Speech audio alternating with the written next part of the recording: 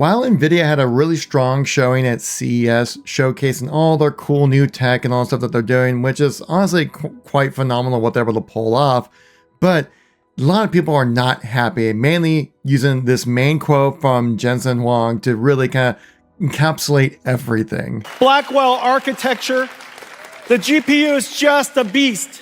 4090 performance at 549. When I was looking into more of the information, I was checking out Jay's 2 cents. He does great tech reviews on that channel right here. Then the top comment is saying the 49 performance from a 5070 claim will go down as one of the most dishonest marketing claims to date. And looking more into the specs and the performance of this new generation of cards, I feel like this is going to benefit more your low-end gamers than your high-end gamers. And we'll talk about that in this video. So if you're wondering, okay, well, they're saying you get this type of performance, but then it's not for some reason. So how's this actually happening? Well, keynote continue on, mainly showcasing all the AI that they added into their new Blackwell technology, mainly showcasing the frame generation, right? Where you can have 2x, 3x, or even 4x the amount of frames being generated through AI. So really your graphics card isn't working harder, it's kind of just working smarter in a way. With the current situation with DLSS and frame generation, that kind of creates a bit of a blurry image for people's enjoyment. And when you buy these high-end graphics cards, you want a high-end experience, and having just kind of being like a low-res image upscaled to higher resolution creates like an artifacting and bit of wonkiness that happens that it's not really preferred by a lot of people, but a lot of times they just go with it as it gets the desired frame rates that they want out of their games. So people don't want more AI. What they really want is more VRAM, more power, put some more horses in that engine, you know, to make that thing run faster. But it seems like it's only more of an incremental increase with the 50 series over the 40 series graphics cards, and I actually have some graphs and stats to show you on this one. Found this on Linus Tech Tips Reddit page here, showcasing a side-by-side comparison between the 50 series and 40 series cards. And as you can see, when it comes to like the VRAM specifically, there really isn't much of an increase at all if you're going, unless you're going with like a 5090, but that's if you're like the top like 0.05% of gamers who can actually afford that and actually go with that kind of that type of graphics card. For the most of the time, the VRAM is staying about the same, which is not really getting too many people excited. And also you can see the CUDA cores, right? This is kind of like a bit of like the horsepower, right, of the graphics card.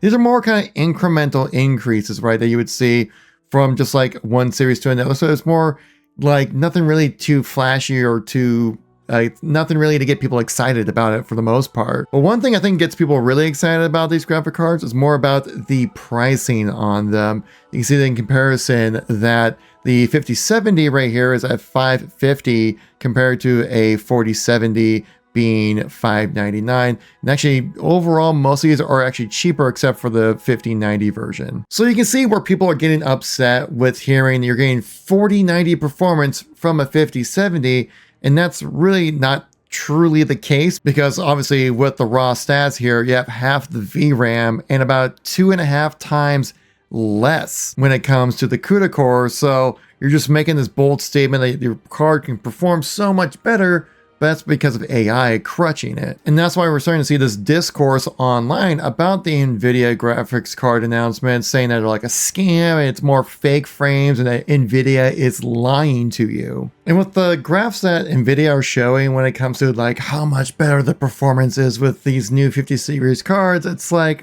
yeah, but there's an asterisk behind that.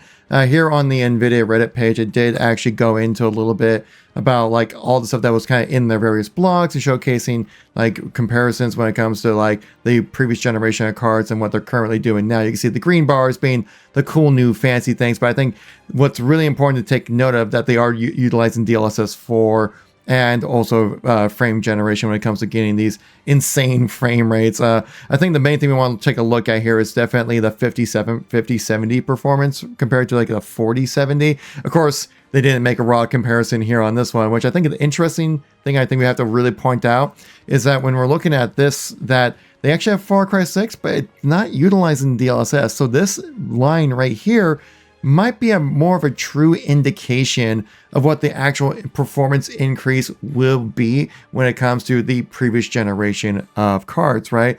Kind of interesting why, like on Nvidia's page, why you didn't see any direct comparisons between a 5070 and a 4090. And I think, yeah, performance and hardware statistics are definitely two different things. They're using the term performance as in like, this is the perceived experience of performance rather than raw horsepower performance. But you can see with the 5070, and this is also just the same throughout the other graphics cards when it comes to performance compared to the previous generation, they're showcasing like, oh my gosh, doubled the performance, right? But only like it's that much of an actual hardware increase. Aren't we just like the best? Though these improvements that we are seeing from Nvidia when it comes to DLSS and multi-frame generation, that they actually are genuinely huge improvements when it comes to this AI technology, and could potentially be much more of the future of rather than trying to focus on how much more powerful your actual cards can be, that they will just find ways around it to give you the same experience, but maybe not tax them so hard and try to push their cards further. The guys over at Digital Foundry, which I mean, like, come on, you gotta give them a subscribe if you're caring about like technological advances in gaming and things like that. They did a great job of showcasing the difference here between DLSS and the new version of DLSS. And when they zoom in here, keep an eye on the left blue screen here. You can see how the traditional DLSS is much more blurry and definitely has a lot more ghosting that happens, which is definitely still there when it comes to the new DLSS and new frame generation, but it's far clearer now with the newer generation. They also showcased here the difference between the new and the older version of DLSS. So you can see how the left side has far more ghosting going on, especially with background characters where you see the most egregious ghosting that happens. But this is like very noticeable. You would see that, or compared to on the other side, you know, not nearly as much. So that Vaseline smear that people complain about when it comes to this AI generative framing, that it actually is being genuinely improved with the next generation. But also same thing when it comes to the performance, when it comes to multi-frame generation, which actually does create a bit of input latency. So it's something you wouldn't want to use like if you're an FPS gamer, right? Playing Valorant or Halo or any Call of Duty game or whatever, right? This is more for people who want to have a much more like visually impressive experience, which you would have with like RPG games and story action based games and stuff like that. And they actually showcased this frame generation input latency on Digital Foundry's video as well. Now, I hate to borrow their videos so much, but they do such a great job and they actually had access to this stuff. For me, I'm just a lonely gamer over here, just really interested in this topic. But interesting thing is you actually, in some software games, or at least they showcase in Cyberpunk, you actually do have the choice between having 2x frame gen, 3x, or 4x frame generation. Now, new frame generation does create more input latency. I think they did say it averages about 6.5 milliseconds more input latency compared to 2x compared to 4x. But they did also mention you have a 75% increase when it comes to performance. So an extra 7 milliseconds on a game like Cyberpunk, I mean, I think I'll take the frames in that situation. But I guess my quest to learn more about how this actually performs, because this is definitely something you need to actually like have in your hands, right? Well, at least on your screen, to truly understand like how it does affect performance. And Linus did have a quick early access when it comes to how the performance is. And he did mention how there is still a bit of ghosting, as he points out here with the numbers here on the screen using multi-frame generation, that there is still a bit of a ghosting effect that happens when it comes to stuff. So it's not flawless. It definitely still has a lot of room for improvement. But all this information is still so new. The cards are going to be coming out this month, and also I think also a couple are coming out in February as well. So once we have the general public getting their hands on it, getting just out there in the wild, see what the performance is going to be like, then we could truly know like how great or how awful DLSS 4 is and multi-frame generation will act on our systems. I'm excited about this kind of stuff because I think this is going to be a huge benefit for people who are more budget end gamers, right? Being able to get that quality of performance at a lower price point. I think this is where you're going to see a lot more people with like 5070s, with people with lower end budgets, be able to access that type of performance at the much lower price point as well. And I think when it comes to the grand scheme of just gaming in general, this is really going to benefit your low-end budget gamers rather than your high-end, like people who always buy the whatever 90 version of a 40 or 30 or 50 90.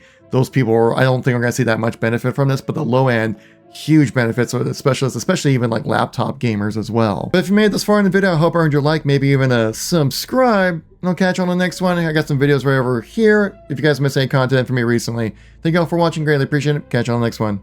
Peace out.